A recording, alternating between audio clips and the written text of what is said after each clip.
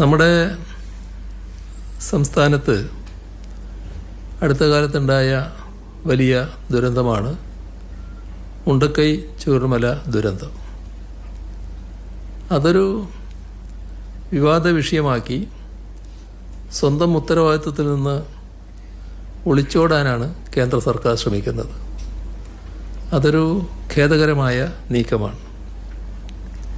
വിശദമായ പഠന റിപ്പോർട്ട് നൽകാൻ കേരളം വൈകിയതുകൊണ്ടാണ് പ്രത്യേക സാമ്പത്തിക സഹായ പാക്കേജ് പ്രഖ്യാപിക്കാത്തത് എന്നാണ് കേന്ദ്ര ആഭ്യന്തരമന്ത്രി പറഞ്ഞതായി കാണുന്നത്. ഇത് തീർത്തും വസ്തുതാവിരുദ്ധമായ കാര്യമാണ്. അതിലുള്ള നമ്മുടെ നാടിൻ്റെ, കേരളത്തിൻ്റെ പ്രതിഷേധം രേഖപ്പെടുത്തുന്നു. നമ്മുടെ ദുരന്തം സംഭവിച്ച് ജൂലൈ 30 പുലർച്ചെയാണ്. മേപ്പാടി പഞ്ചായത്തിൽ മുണ്ടക്കൈ, ചൂരൽമല, അട്ടമല, പുഞ്ചിരിമട്ടം, കുഞ്ഞോ ഇവിടങ്ങളിൽ ഉരുൾപൊട്ടലുണ്ടായത്. രാജ്യത്തെ ഏറ്റവും വലിയ ദുരന്തങ്ങളിൽ ഒന്നായിരുന്നു അത്. ഏതാനും ദിവസങ്ങളിൽ തന്നെ കേന്ദ്ര സംഘം ഇവിടെ എത്തി സ്ഥിതിഗതികൾ വിലയിരുത്തുകയും അവലോകനം നടത്തുകയും ചെയ്തു. കേന്ദ്ര ആഭ്യന്തരമന്ത്രിയെക്കുറിച്ച് പറഞ്ഞാൽ അദ്ദേഹം ആദ്യമായല്ല വയനാട് വിഷയത്തിൽ പാർലമെന്റിനെയും പൊതുസമൂഹത്തെയും തെറ്റിദ്ധരിപ്പിക്കാൻ ശ്രമിക്കുന്നത്. ഇല്ലാത്ത കാലാവസ്ഥാ റിപ്പോർട്ട് വ്യാജമായി ഉദ്ധരിച്ച് പാർലമെന്റിനെ തെറ്റിദ്ധരിപ്പിക്കാൻ മുൻപ് അദ്ദേഹം ശ്രമിച്ചു. കേന്ദ്രം ഉരുൾപൊട്ടലിനെ പറ്റി കൃത്യമായ മുന്നറിയിപ്പ് നൽകിയിരുന്നു. എന്നിട്ട് കേരളം എന്താണ് ചെയ്തത്? ഈ ചോദ്യമാണ് അദ്ദേഹം നേരത്തെ പാർലമെന്റിൽ ഉന്നയിച്ചത്. അങ്ങനെയൊരു മുന്നറിയിപ്പ് ഉണ്ടായിരുന്നില്ല എന്ന് അപ്പോൾ തന്നെ തെളിവ് സഹിതം വ്യക്തമാക്കപ്പെട്ടു. അന്നത്തേതിൻ്റെ ആവർത്തനമായി വേണം ഈ കഴിഞ്ഞ ദിവസത്തെ പാർലമെൻറ്റിലെ പ്രസ്താവനയെയും കാണാൻ. ആഗസ്റ്റ് 10 പ്രധാനമന്ത്രി ദുരന്തബാധിത പ്രദേശങ്ങൾ സന്ദർശിച്ചത്.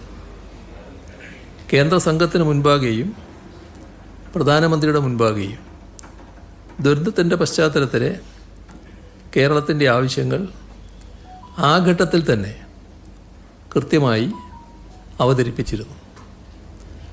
ഒട്ടും വൈകാതെ ആഗസ്റ്റ് 17 ദുരന്തത്തിലുണ്ടായ നഷ്ടവും ദേശീയ ദുരന്ത പ്രതികരണ നിധിയുടെ NDRF മാനദണ്ഡങ്ങൾക്കനുസൃതമായി കേരളത്തിന് ആവശ്യപ്പെടാവുന്ന തുകയും ഇനം തിരിച്ച് തയ്യാറാക്കി സംസ്ഥാന സർക്കാർ കേന്ദ്രത്തിന് നിവേദനം നൽകി.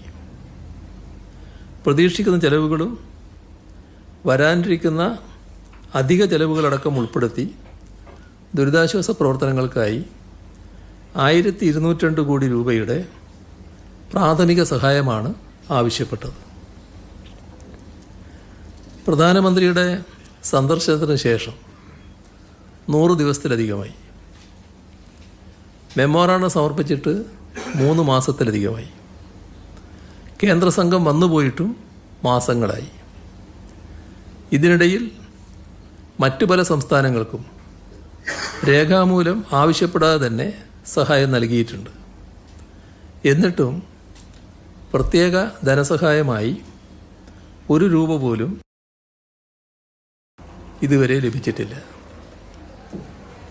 നേരത്തെ നൽകിയ മെമ്മോറാണ്ടത്തിന് പുറമെ post disaster needs assessment PDNA നടത്തുകയും വിശദമായ റിപ്പോർട്ട് നവംബർ 13 കേന്ദ്ര സർക്കാരിന് നൽകുകയും ചെയ്തു.